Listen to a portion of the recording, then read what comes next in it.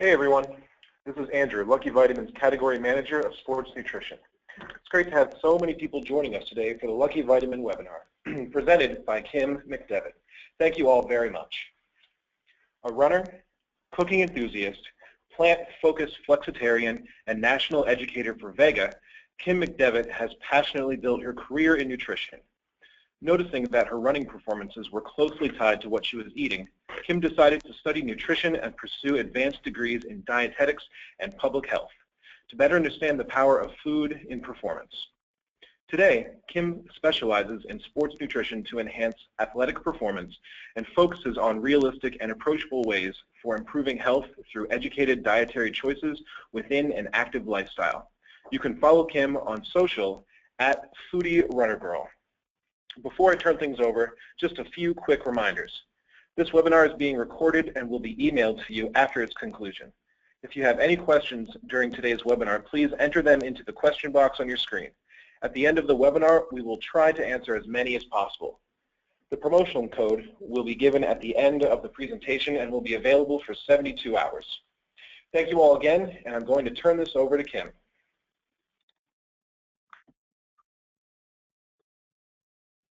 Awesome, thank you. Can you guys see my screen? I'm just going to ask LuckyVitamin if you can confirm that for me. Yep, we can see it. Okay, fantastic. All right, well, thank you guys all for joining us today. I'm excited to be here to talk a little bit about weight management for the athlete, how to achieve optimal body composition, whether or not you're looking to build muscle or you're looking to lean out. We've got some tips and tricks for you. So as I was introduced, my name is Kim McDevitt. I am the national educator at Vega. I've been working for Vega for 3 years here, and I specialize at Vega and in my own practice as a sports dietitian. And this topic, weight management for athletes, is one I really get a lot. People come to me very frequently trying to learn about how to manage their weight as an athlete. Food is really a super powerful thing, as you guys all probably know, and especially for those of us that are trying to reach optimal weight while exercising. So hopefully today I can give you a little bit of insight around what I've learned, what we've discovered. The thing to remember is that sports nutrition is constantly evolving, and there's always room for more learning. So I will dive into some key concepts today that I believe in, that we educate on at Vega, but know that there's lots out there, there's lots of resources out there, and I can point you into the direction of some of those resources after our call today. So what are we going to talk about today? The desire to improve your body composition really is a very personal experience. Everyone has a different definition of optimal, and so rather than hold yourself into someone else's standard, I really encourage you to evaluate what your goal means to you. So when you're thinking about your goal, identify why you're going after it. What are you looking for? Maybe you're building strength for sport performance. Maybe you're looking to achieve your racing weight prior to an endurance event like a race, or maybe you're just looking to simply feel your best. Personally, I found that feeling my best changes at different times of year.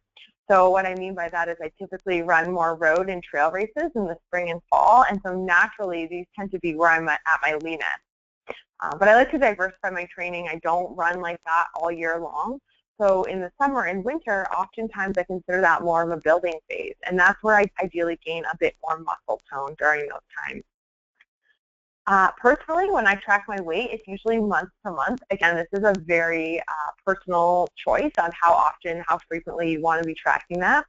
But it's part of a holistic approach that I choose to assess my body composition.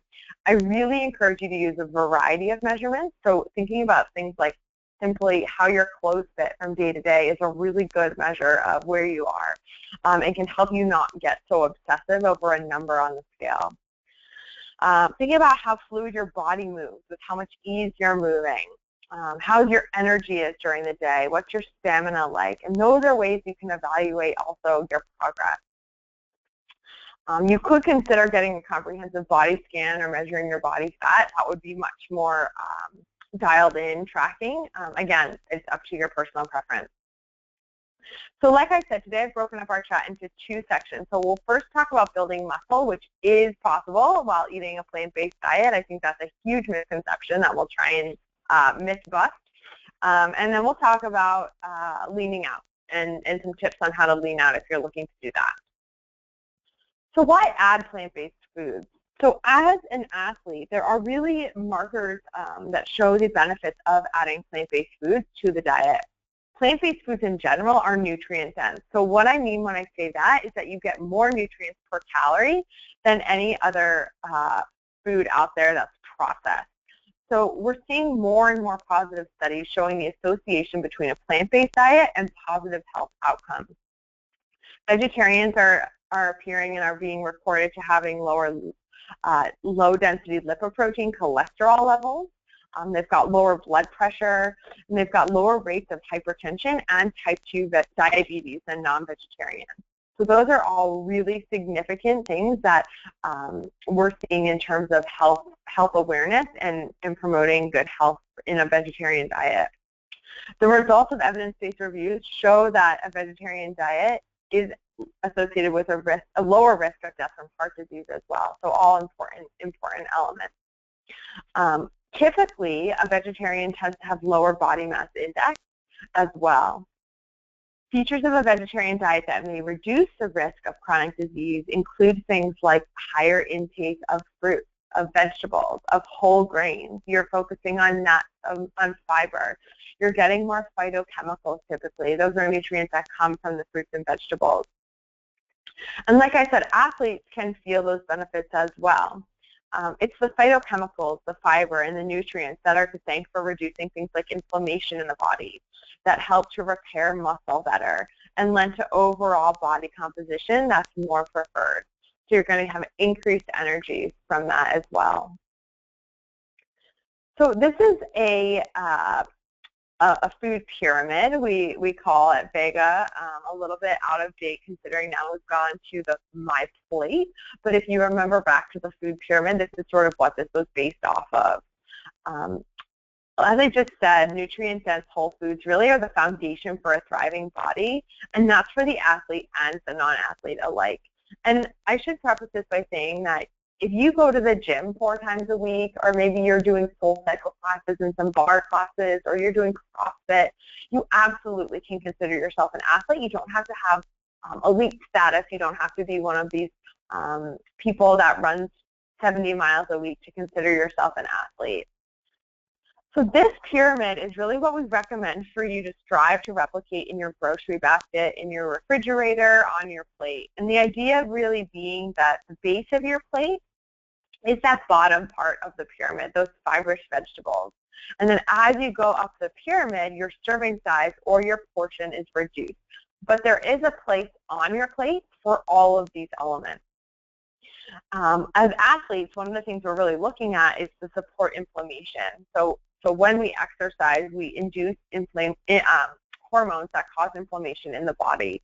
So we're looking to reduce that inflammation, and a plant-based diet can absolutely support inflammation. So there's certain nutrients that are important for that. So you want to avoid refined grains. So those are inflammatory. So those are your white breads, your processed cereals, your white flours. Look for sprouted grains where possible. Look for whole grains. Those are going to have the fiber in them. You want to avoid trans fats or rancid oils. Again, very inflammatory foods. Fats are important, and I'll talk about fats in a few minutes here. But you want to look for your fats from things like omega-3s. Those are your healthy fats that come from ingredients like flax, hemp, and chia. Monounsaturated fats, olive, avocado, and almond. And then a saturated fat that we do know actually has health benefits being coconut. That's the only saturated fat that I would recommend. Protein. So many plant-based fats also contain protein, so it's important to remember that. So nuts and seeds, quinoa, hemp, those are all really good protein sources that are going to help also fight inflammation. And then fruit. So acai and goji, those are super fruits that are great for inflammation. Pomegranate, again, also really good. And then greens. So believe it or not, greens are very good at fighting inflammation. So having a plate that has chard on it, or broccoli or kale, or a sea green like chlorella, adding that to your smoothie is going to help fight that inflammation. Again, you're finding foods that have those antioxidants, A, C, E, and selenium, and those are going to be the vitamins and minerals that help directly support lowering inflammation. All right, so let's start talking about how to build mass on a plant-based diet. And yes, like I said, it is possible, and I think that's one of the biggest misconceptions about a plant-based diet is that you can't get strong, you can't build muscle. So back to this food pyramid here, we're going to focus on, no surprise, protein. So muscle development comes from a combination of nutrient-dense foods in the right proportions at multiple intervals through the day. So I'm going to repeat that statement. This is really important when you're following a plant-based diet. Muscle development comes from a combination of nutrient-dense foods in the right proportions and at multiple intervals throughout the day. So it's really important that you're reaching for those whole foods and remembering that protein comes from a variety of food sources, especially on a plant-based diet. So, excuse me while I take a sip of water. When you're looking at this pyramid, imagine making this pyramid narrower, with the idea being that you're going to increase your quantity of proteins and of starches and grains to build up a little bit more mass and bulk in the body. Widening the base is what you would do if you were leaning out. So let's focus specifically on the protein first, where, like I said, you might make that a bit more if you were looking to build muscle and bulk up. So protein in general, before I talk about sources, I just want to take a step back and remind ourselves on the importance of protein and its role in the body. So protein is essential in our diet, and what I mean by that is that you've got to get it from food. So protein is made up from amino acids, and these are the building blocks of protein. And there's two categories of amino acids. You've got essential amino acids and non-essential amino acids. And the essential amino acids are those amino acids that the body can't make. So the body needs those directly from food sources. Now, when you get both essential and non-essential amino acids, they make complete proteins in the body. And they do everything from tissue repair to muscle cell and tissue development to assisting in carrying oxygen through the blood for energy and satiety. They play a huge role in the body. And the thing that I want to note is that even though not all plant proteins contain all of the essential amino acids, there are some that do. So quinoa, hemp, and soy are going to be your best choices for one of those complete proteins. But you also need to know that combining works. So the most basic example is eating rice and beans. So when you eat rice, you get some amino acids. When you eat beans, you get others. You don't even have to be eating them at the same time. So like I said, if you're eating whole foods throughout the day from a variety of different food groups, you're going to hit all of the major amino acids needed for muscle building. Now, when you're looking to specifically build, muscle building really does require strength training activities, which all of you likely know. Sorry, I'm going to back up a second. So during activity, what's happening is you're breaking down your muscle fibers, and muscle breakdown is naturally occurring through this intense and challenging training. Muscle breakdown can also occur if you go hungry, so if you wait too long after you exercise, or if you train too long before you refuel. So it's really important to refuel properly post-workout. What happens is your body starts to break down muscle tissue to free up stored amino acids, which the body then will use for short-term energy. But then you're not rebuilding, you're just breaking down. So it's really critical that post-workout, part of your recovery is nutrition. And the timing specifically affects when you're going to rebuild. So your optimal window is about 30 to 60 minutes after you exercise. You want to consume 20 to 40 grams of protein. And we know that that amount, you can see on this chart that that amount of protein at that time is where you're going to maximize protein synthesis stimulation for recovery. Now, branched-chain amino acids, those are specific amino acids that are known to help build muscle. Leucine, we're now seeing, is actually the most important of those three. So there's three branched-chain amino acids: leucine, isoleucine, and valine. You really want to focus on leucine, and that's the one that we now know is responsible for stimulating that muscle protein synthesis and stimulating the building process. You can see right on the chart here that the higher leucine immediately after boosts the protein synthesis level, so it stimulates rebuilding. The best way to get adequate BCAAs is to do a supplement, so trying a protein powder such as the Vega Sport Performance Protein, which has 6 grams of branched-chain amino acids. You can also get those amino acids from foods like pumpkin seeds, buckwheat, brown rice, cashews. So if you just think of buckets, nuts, seeds, beans, and soy, you're going to get those BCAAs. So there is a way to calculate how much protein you need in a day, and it does increase with the amount of activity you're exerting. So beyond the recommended 20 to 40 grams across the board post-workout, you really can calculate specifically how much protein you're going to need total in a day. So for general wellness, so if you weren't exercising at all, you would need on average 0.8 grams per kilogram of body weight. So what you're going to do there is take your weight in pounds. We'll give you a minute to jot down your weight in pounds, and then divide that by 2.2. That number is going to give you your weight in kilograms. So again, divide your weight in pounds. So here we've done 160 pounds divided by 2.2. That gives you 75 kilograms. Multiply that number by 0.8, and it gives you the total amount of protein you need in grams per day. So 60 grams of protein here.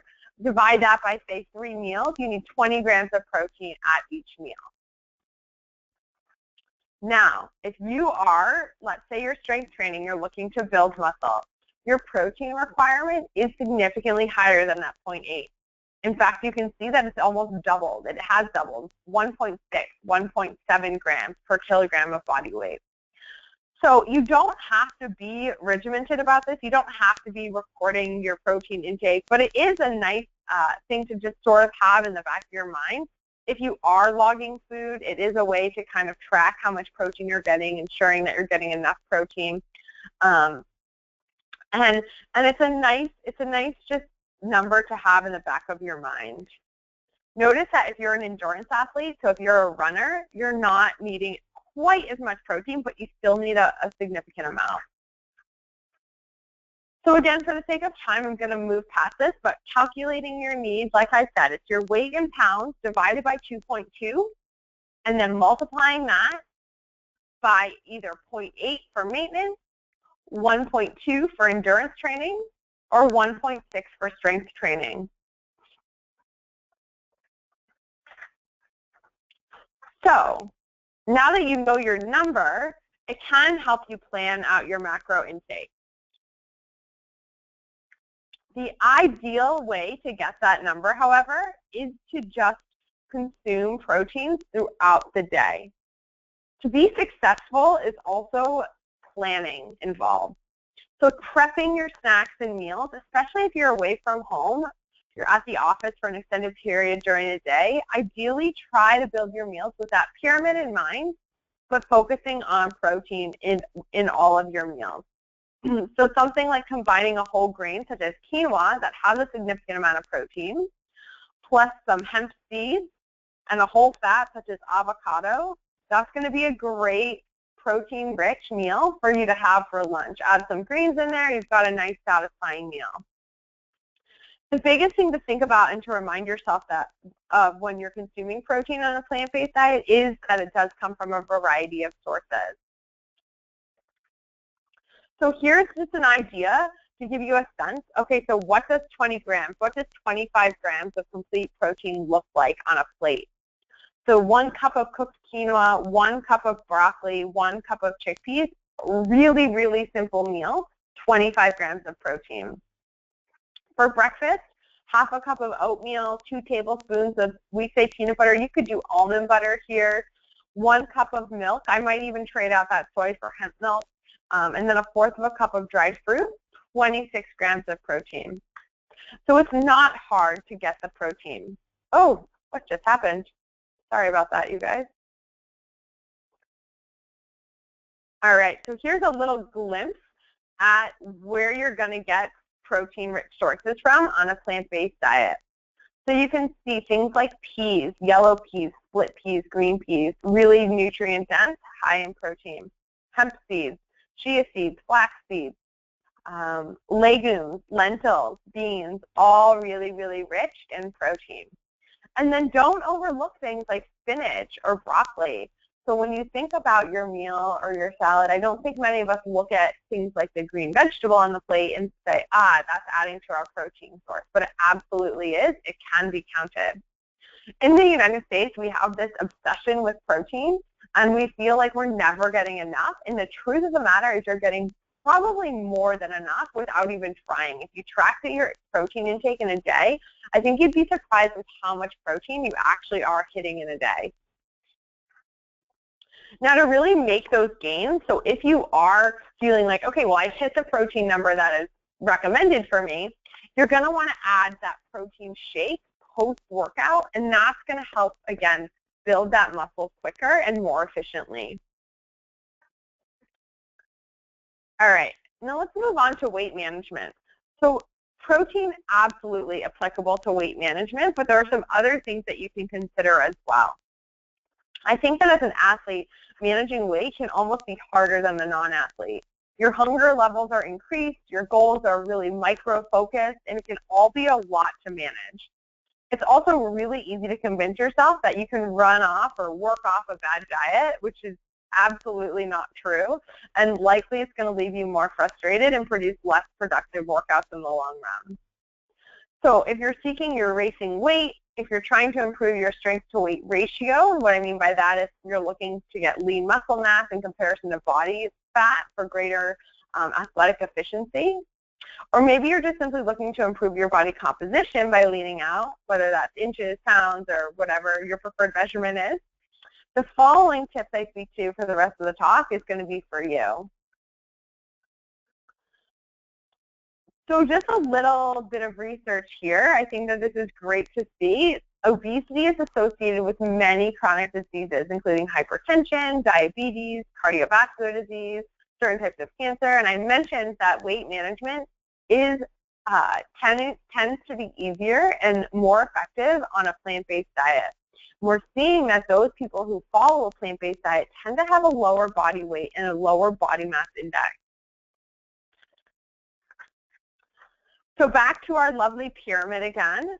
We ultimately need to consume fewer calories than we expend if we hope to lose weight. It's a simple equation. Less in, more out.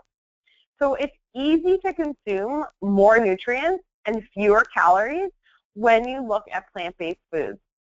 And the thing that you can know is that you don't have to constantly feel hungry to do this. This food pyramid is built on a foundation of fibrous vegetables because they have the highest amount of nutrients per calorie compared to any other food group.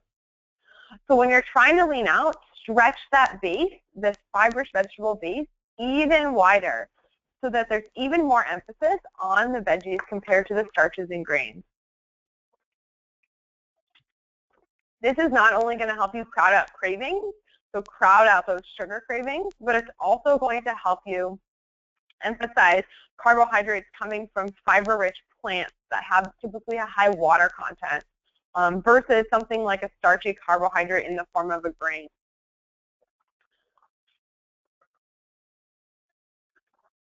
Consider the timing of food as well. So protein, carbohydrates, and fat all play a role in your daily eating plan.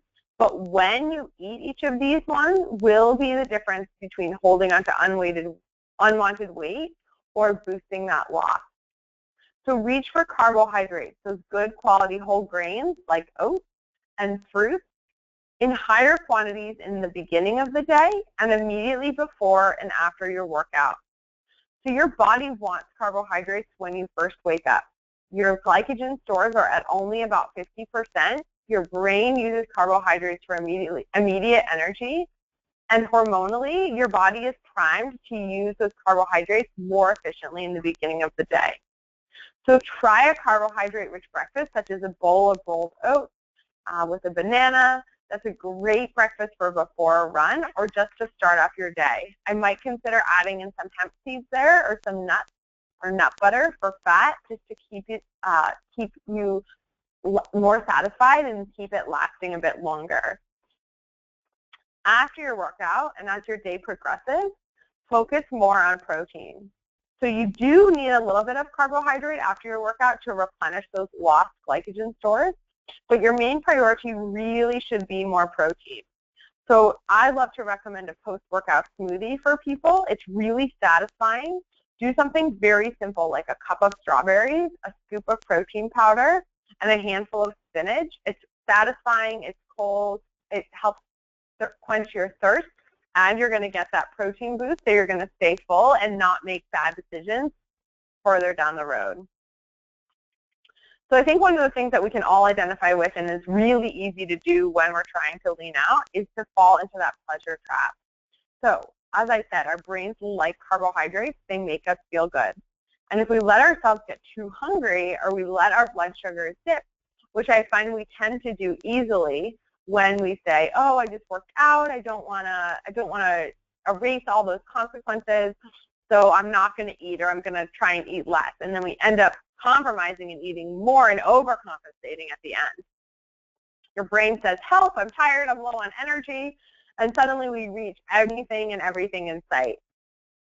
So I've built this little chart here, and I think that this is a nice thing to remind ourselves that oftentimes when we're craving sweet, we're actually in the need of a key nutrient. So we're responding to something.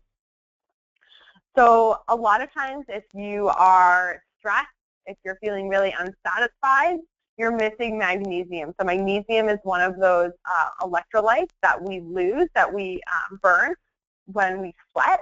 It leaves our body, and it's important to replenish. So you could reach for a little bit of dark chocolate, absolutely, to satisfy that craving, or maybe some trail mix with cacao nibs, which aren't quite so sweet. They're higher in fiber, but really nicely rich in magnesium. Protein as well. So protein sometimes is something that you are missing. I know that when I'm craving sweets, I typically need to up my protein intake. So I'll do something like a smoothie that satisfies that sweet craving, but gives me the protein that I know I need, and the reason why my body is saying, I have no energy, I want something sweet, I need quick calories.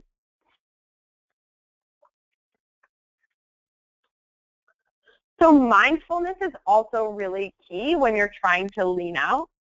I know that sometimes we just grab food without even realizing. The other day I was walking through my pantry and just grabbed a handful of tortilla chips because my husband was snacking on them and they looked good, so I just had a handful of them, and I thought to myself, I don't even really want these, I'm just eating them because I saw them. And I wasn't even thinking about it until after I had enjoyed them. So one of the key things to remember as we work to lean out is being mindful of mindless snacking. So are you really hungry, or are you just tempted by the idea of eating? Think about your previous meal and when you will plan to have your next to determine your hunger levels.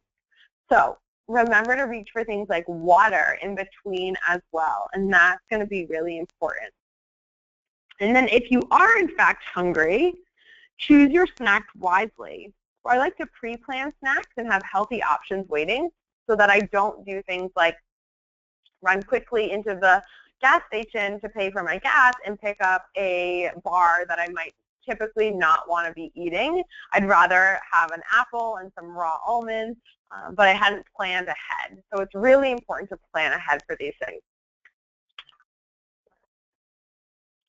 Mindfulness while you eat is a really powerful thing, and something a lot of us, myself included, are guilty of doing is not being mindful when we eat.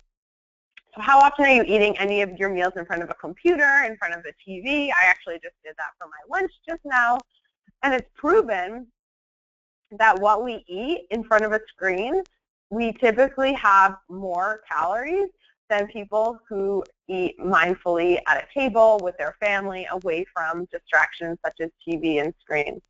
We know we consume more calories because we're not watching, we're not being aware of what we're eating. Now, I just mentioned this, but water is also really important. So proactive, ongoing hydration, both for performance and for helping you to maintain that optimal body weight. So oftentimes you can ward off mindless snacking by drinking a big glass of water. So the first thing to tell yourself is, have I had water today? How much?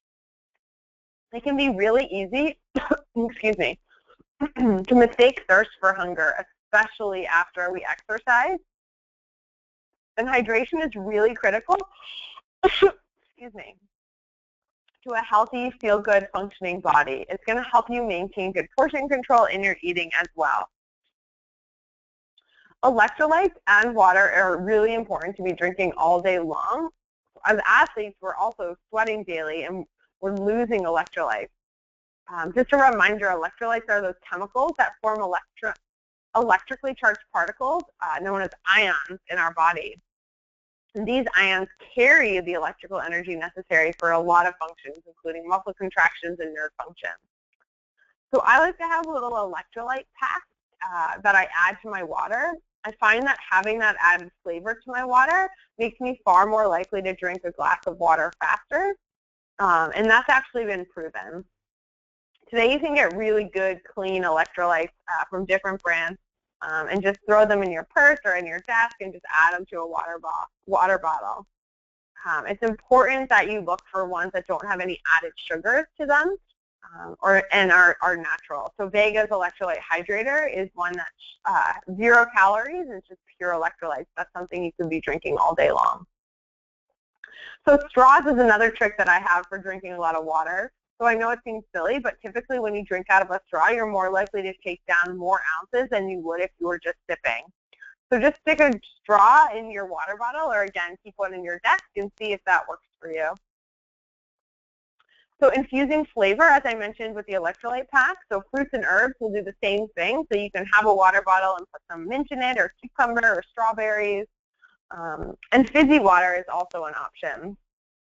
So electrolyte packs, straws, fruits and herbs, water bottles, or fizz. I usually like to drink a fizzy water each day. It's something to change it up. And then finally, fat. So I really want to emphasize the importance of building your diet off of not just protein, but also fat. Fat does have more calories per gram than protein or fiber, being 9 calories compared to 4. However, dietary fat is really satisfying, it's really satiating, and it can help you to manage your hunger and cravings. Fat also supports your metabolism through proper hormone production. The important thing to do here, though, is to focus on those high-quality fats. So those are the ALA omega-3 fats and monounsaturated fatty acids.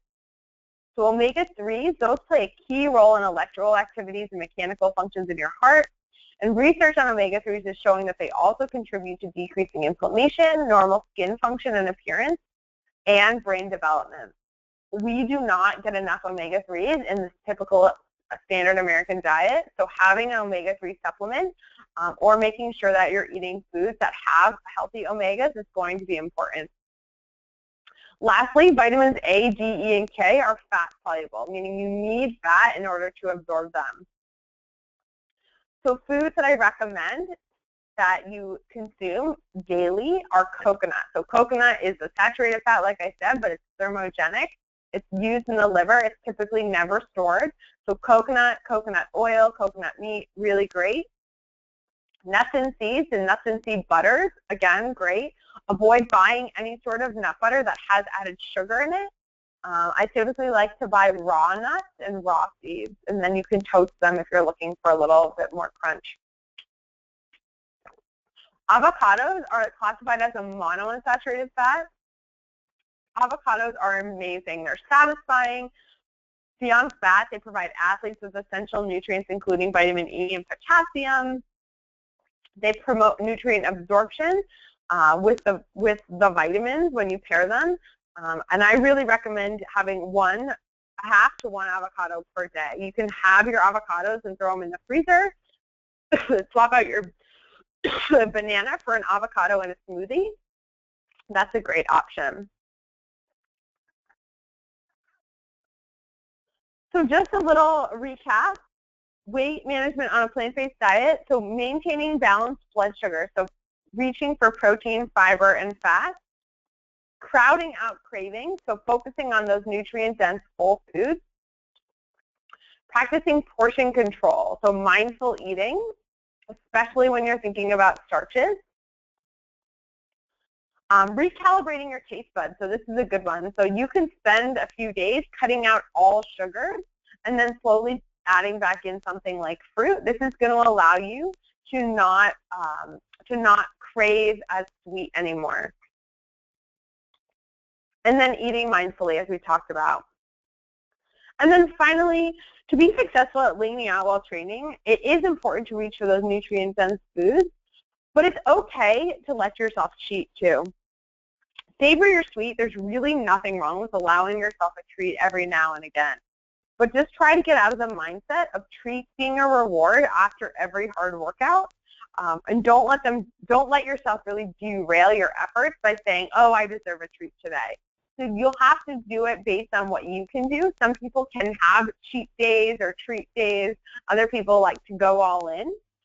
But I believe that it's best to allow yourself a small amount of indulgent foods when you're really wanting to be mindful of frequency, but not feeling like if you don't let yourself have it, you're going to binge. So to recap from today, building muscle and leaning out on a plant-based diet is absolutely possible. You want to focus on those quality protein sources, the right amount at the right time to maintain that optimal body composition, crowding out cravings with nutrient-dense foods, emphasizing variety in your diet, and balancing your blood sugar. Just a quick note that Vega does have products to support your efforts. So our Vega 1 Nutritional Shake is a great option for you to start your day with. It's got 20 grams of protein in it, but it also has 6 servings of greens, 50% of your daily value of vitamins and minerals, as well as fiber, antioxidants, and probiotics. So it's a great way to start your day, especially if you're looking to lean out.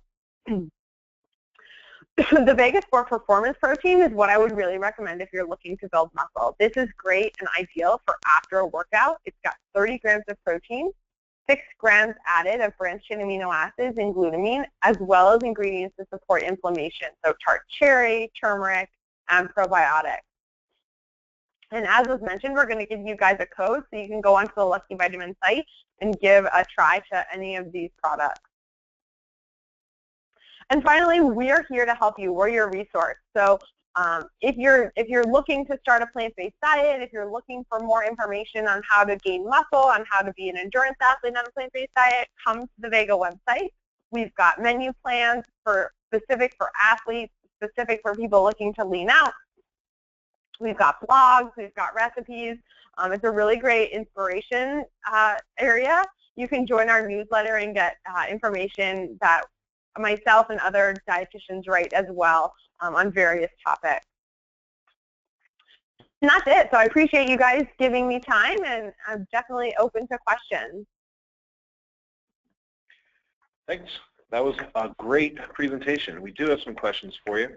The first one that we'll get into is, I want to be a vegan, but don't know where to begin. Yeah, absolutely. So like I just mentioned, there's a lot of great resources out there that you can look at for inspiration. If you're looking to be plant-based, what I like to tell people is start small.